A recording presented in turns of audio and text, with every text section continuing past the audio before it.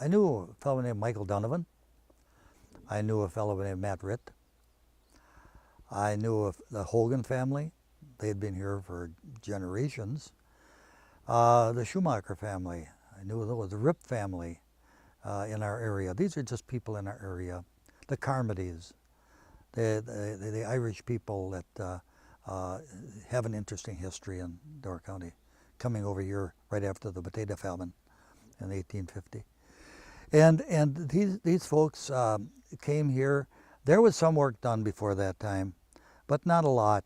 By the time they got here in the 1870s, 1880s, and so on, I mean, a lot of the land was cleared, but a lot of it had to remain cleared.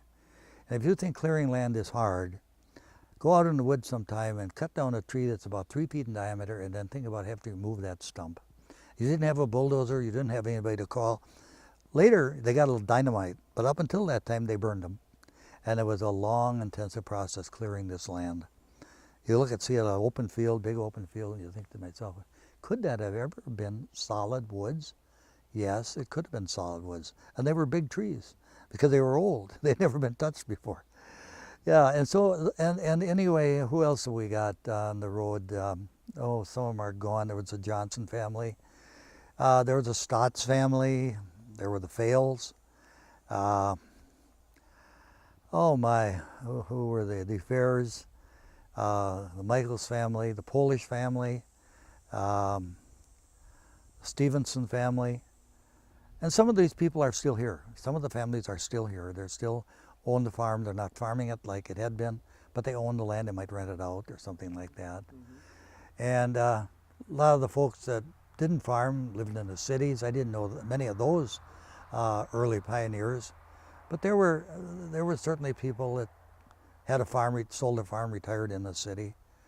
But yeah, I enjoy walking through, well actually, I enjoy driving through the countryside. Because you might drive through it and you see a building here and a building there. I drive through it and I see people here and people there. People that I knew, they're long gone. If I want to reminisce, I go in a cemetery, look at the gravestones. That brings back your memories. And I think a person should do that. It's a good tonic for you. Maybe you've got time between your iPad and your whatever. But it's good to go back and look at those people. And just remember that they were here once, just like you were. And they left something. Are you going to leave something when you leave? If it is, what is it going to be? You know, and so I think it's important to be aware of history. Be aware of, and it isn't just history, but it's the people that made it. They were so important. And worked so hard, sacrificed so much that we could have it so good. End of story.